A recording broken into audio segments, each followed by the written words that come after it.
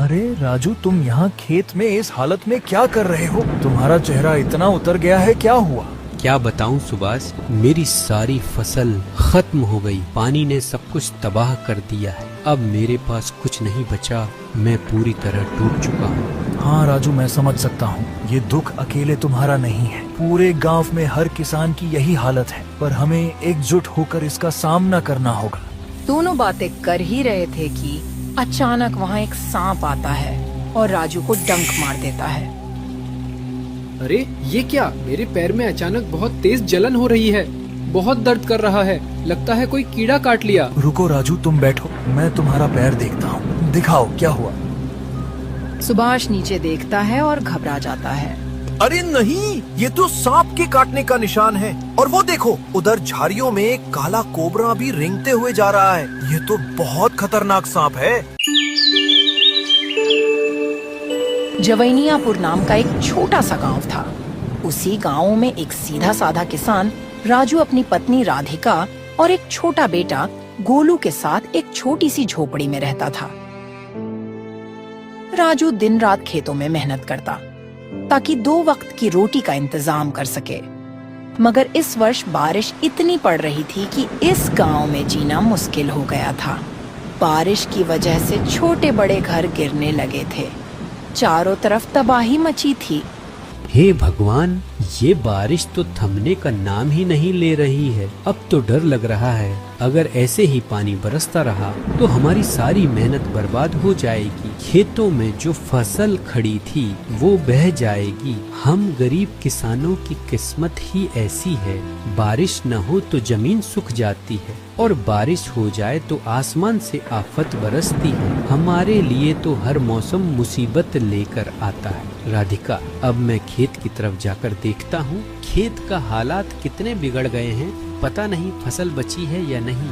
ये क्या कह रहे हैं आप? इतनी बारिश में खेत जाने की बात कर रहे हैं। बाहर हर तरफ पानी ही पानी है। आप फिसल भी सकते हैं और कोई जानवर भी हो सकता है। राधिका, तुम समझती क्यों नहीं हो? जिस फसल को देखकर हमें उम्मीद होती है कि हमारा चूल्हा जलेगा, उसका हाल जानना जरूरी है। घर में बैठकर चिंता करने से बेहतर है कि मैं खेत जाकर अपनी आँखों से सब देखूं।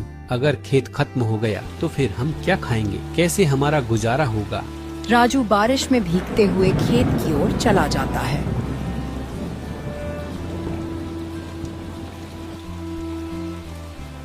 और जैसे ही खेत पहुंचता है, उसके चेहरे पर निराशा फैल जाती है, क्योंकि उसकी सारी फसल पानी में बर्बाद हो गई थी।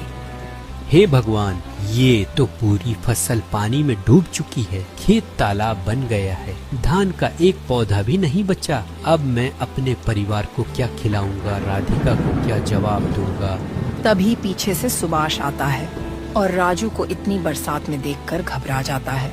अरे राजू, तुम यहाँ खेत में इस हालत में क्या कर रहे हो? तुम्हारा चेहरा इतना उतर गया है, क्या हुआ? क्या बताऊं सुभाष, मेरी सारी फसल खत्म हो गई। पानी ने सब कुछ तबाह कर दिया है। अब मेरे पास कुछ नहीं बचा।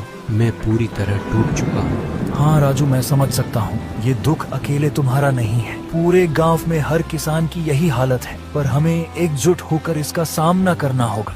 दोनों बातें कर ही रहे थे कि अचानक वहाँ एक सांप आता है और राजू को डंक मार देता है। अरे ये क्या, मेरे पैर में अचानक बहुत तेज जलन हो रही है। बहुत दर्द कर रहा है, लगता है कोई कीड़ा काट लिया। रुको राजू, तुम बैठो, मैं तुम्हारा पैर देखता हूँ। दिखाओ क्या हुआ। सुभाष नीचे देखता है और घबरा जाता है। अरे नहीं, ये तो सांप के काटने का निशान है। और वो देखो, उधर झाड़ियों में एक काला कोबरा भी रेंगते हुए जा रहा है। ये तो बहुत खतरनाक सांप है। अब एक पल भी देर नहीं करनी चाहिए। तुम्हें तुरंत घर ले चलना होगा, वरना जहर पूरे शरीर में फैल जाएगा और फिर कुछ नहीं किया जा सकेगा। राजू कुछ कह पाता, इससे पहले ही वह बेहोश होकर कीचड़ में गिर जाता है। सुभाष यह देखकर घबरा जाता है। हे भगवान, अब मैं क्या करूं? इसे अकेले कैसे ले जाऊं? कोई तो मदद मिले। सुभाष इधर उधर देखता है और दूर से हरिया आता दिखता है। हरिया, जल्दी आओ, देखो राजू को कोबरा ने काट लिया है और वो बेहोश हो गया है। अगर हमने इसे जल्दी घर नहीं पहुंचाया तो इसकी जान चली जाएगी। अरे राम राम, इतना भयानक जहर! जल्दी उठा इसे सुभाष, हम दोनों मिलकर इसे इसके घर ले चलते हैं, नहीं तो कुछ अनहोनी हो जाएगी। दोनों मिलकर राजू को उठाते हैं और